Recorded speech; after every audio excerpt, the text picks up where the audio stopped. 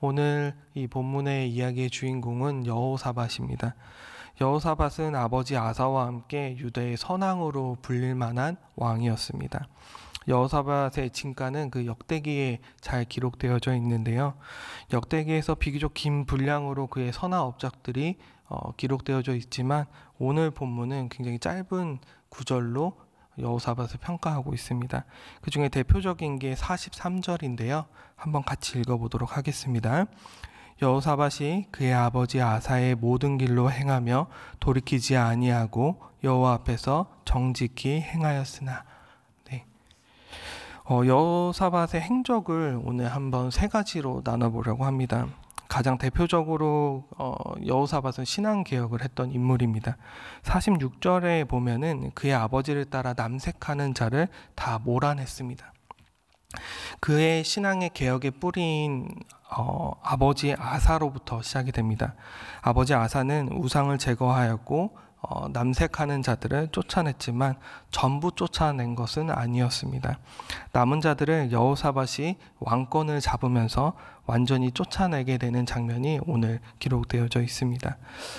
저희가 생각할 때 죄와 악의 모양은 그 모양만 도려낸다고 없어지는 것은 아닌 것 같습니다. 뿌리를 완전히 뽑아내야 하는 작업이 필요한 것입니다.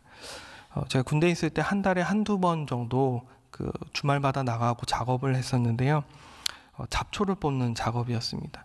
잡초를 아무리 많이 뽑고 열심히 뽑아도 몇 주가 지나면 다시 동일하게 혹은 더 많게 자라난 모습이 보여집니다. 뿌리를 뽑아도 잡초는 좀 이상하게 잘 자라나는 것 같습니다. 뿌리를 뽑는 과정 속에서 잔뿌리라도 남게 되면은 잡초는 성장력이 어마어마해서 다시 그렇게 성장을 하고 또 옆으로 퍼뜨린다고 합니다. 우리의 죄악도 회심도 죄악에 대한 회심도 하나님을 믿는다라는 그 고백도 그 고백과 동시에 단박에 우리의 삶과 생각이 바뀌고 죄를 딱 내려놓는 어떤 결정적인 계기가 되면 참 좋겠지만 저희는 늘 죄와 또 자신이 범한 범죄 안에서 또 고민하고 또 하나님께 고백하며 씨름하는 인생을 살게 됩니다. 그런 의미로 남색하는 자들이 대를 이어서 제거되었던 그 대상이 되었다라는 것은 굉장히 상징적인 것처럼 보입니다. 아사가 남겨놓은 자들은 그새 악의 전염성을 띠고 번져 그들을 번잡하게 이스라엘 사람들을 번잡하게 하게 한 것입니다. 여호사밧은 이것을 보고 아사왕이 했던 것처럼 혹은 아사왕이 했던 것보다 더하게 그들을 완전히 쫓아내고 몰아내는데 그 열심을 다하였습니다. 두 번째로는 여호사밧은 에돔을 제압하였습니다. 다윗이 가나안을 정복하고 그 영토를 굳건히 하는 그 과정 속에서 에돔을 자신의 그 이스라엘의 속국으로 만들어 버렸습니다. 그렇지만 그건 좀 오래 가지 않았습니다. 솔로몬의 우상 숭배로 에돔은 이스라엘의 속국에서 벗어나게 되었고 이스라엘 하단에 위치해 있던 에돔이 이스라엘이 생각할 때에는 굉장히 성가시고 굉장히 위협적인 존재로 여겨졌을 것입니다. 근데 여호사밧은 그 에돔을 제압하고 또 예전과 같이 다윗 왕과 같이 그 지배하는 형태로 보여주어 백성들에게 안정감을 주었습니다. 세 번째로는 무역업을 시작했습니다. 그 솔로몬 이후에 무역업이 굉장히 퇴행이 있었는데 이스라엘, 그 북이스라엘과 협업하여서 그 다시 한번 무역업을 도전을 합니다. 근데 하나님께서는 이스라엘과의 협업이 굉장히 좋지 않게 여겨졌던 것 같습니다. 그래서 하나님이 원하시는 것이 아니었기 때문에 실패하게 됩니다. 역대하에서 보면은 선지자 예후를 통해서 여호사밧이 굉장히 책망받는, 질책받는 장면이 등장하게 됩니다.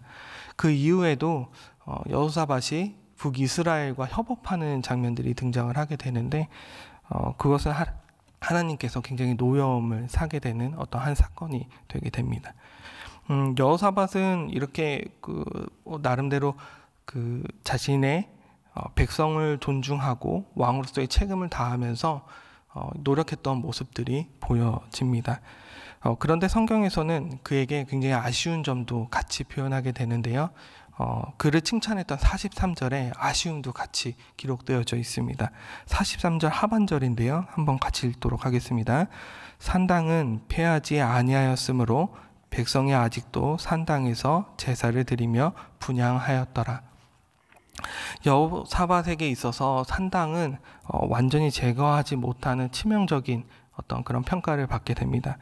역대하를 통해서 보게 되면은 여호사밧은 통치 초기에 그 산당을 제거하려고 노력했던 모습은 보여집니다. 하지만 실패했던 것도 기록되어져 있습니다. 성경에서 나오는 이스라엘의 산당은 굉장히 뿌리 깊게 자리 잡혀 있습니다. 성경에서는 그 산당을 어쩔 때는 이용하고 허용하는 것처럼 보일 때도 있고요. 대부분은 그것을 부정하고 거부하며 우상숭배라고 단정 지을 때도 있습니다. 산당을 수용했던 계기는 성전이 지어지기 이전에 그 이스라엘 역사의 초기에 그 산당을 이용했던 모습들이 보여집니다. 신명기 12장 5절에서 보면은 산당은 성전 건설 이전에 그 산당에서 예배를 드리는 장소의 모습으로 비춰주었습니다.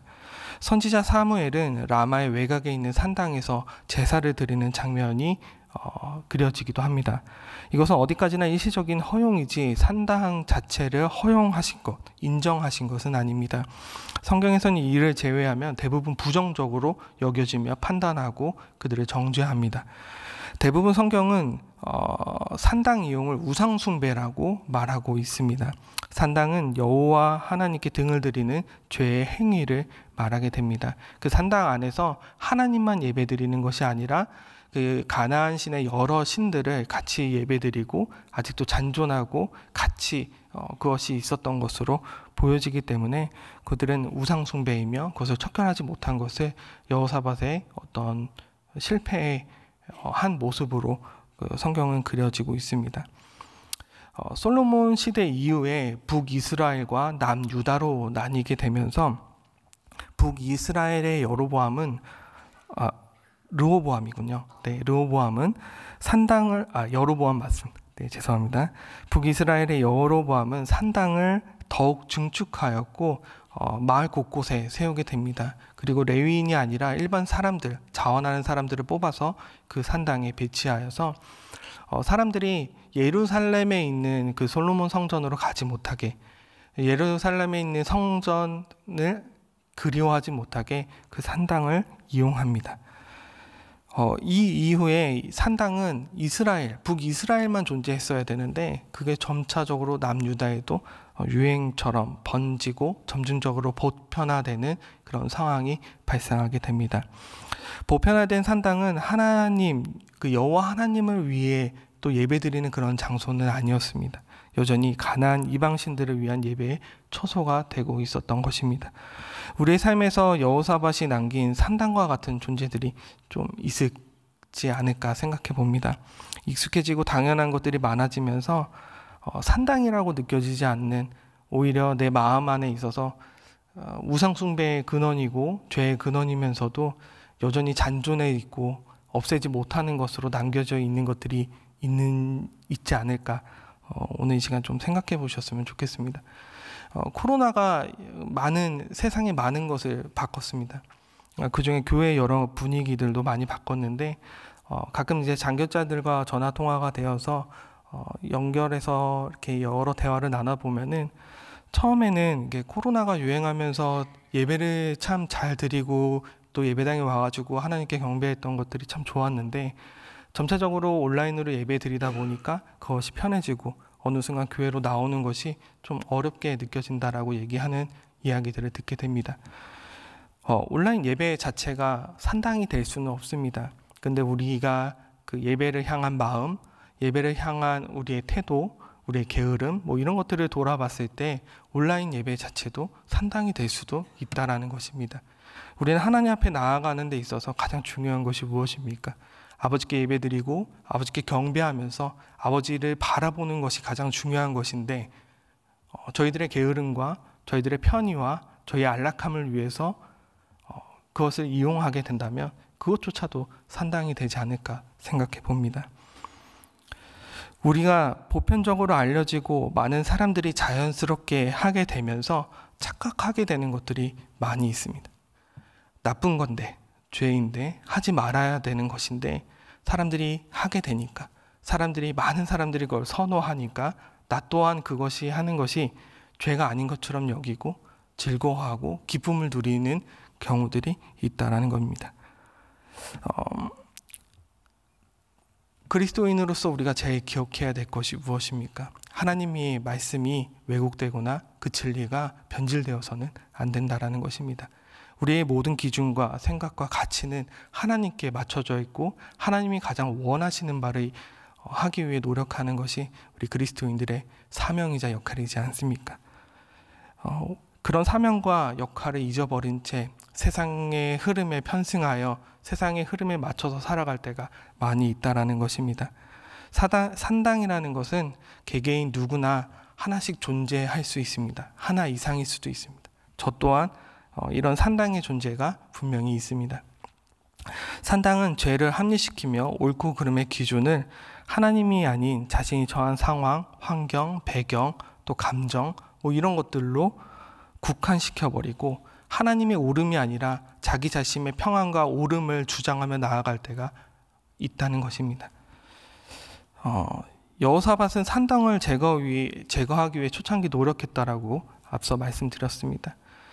근데 이미 많아진 산당을 원하는 이스라엘 백성들의 요구에 의해서 멈춰졌을 수도 있습니다.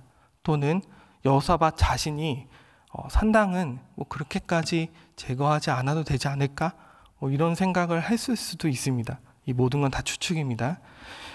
그렇지만 하나님께서는 그가 산당을 제거하지 못한 것을 유일한 실수인 것처럼 43절에 기록하고 있다는 것입니다. 앞서서 남색하는 자들을 다 몰아냈다라고 말씀드렸습니다. 여호사밧은 남색하는 자들은 다 몰아냈지만 산당은 다 제거하지 않았습니다. 남색하는 자들은 소수였고 산당을 이용하는 자들은 다수였기 때문입니다. 그렇다면 우리는 우리 인생에서 생각해보고 발견해야 될 것이 무엇일까요? 너무나 만연해지고 너무나 익숙해지고 너무나 오랫동안 나한테 존재하고 있는 생각과 가치여서 그것이 산당인지 산당이 아닌지 구분도 안 될 정도로 있는 것들이 있지 않은가. 오늘 이 시간 한번 돌아보시기를 바랍니다. 여전히 제거하지 못하는 나의 의의가 될 수도 있고요.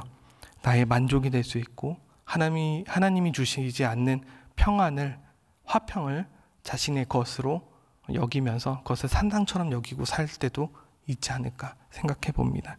오늘 이 시간 이 말씀을 듣고 기도하시면서 또 삶을 살아가시면서 오늘 하루의 삶을 살아가시면서 내 안에 자리 잡혀 있는 산당이 무엇일까 생각해보고 고민하고 찾고 하나님께 기도하면서 하나님, 제가 이것을 제거할 용기를 주시옵소서. 제가 하지 못한다면 하나님의 도우심으로 이 산당이 제거되는 놀라운 역사가 일어나기를 소망합니다 라고 고백하며 나아가는 기도의 시간이 되도록 하겠습니다. 다 같이 기도하겠습니다.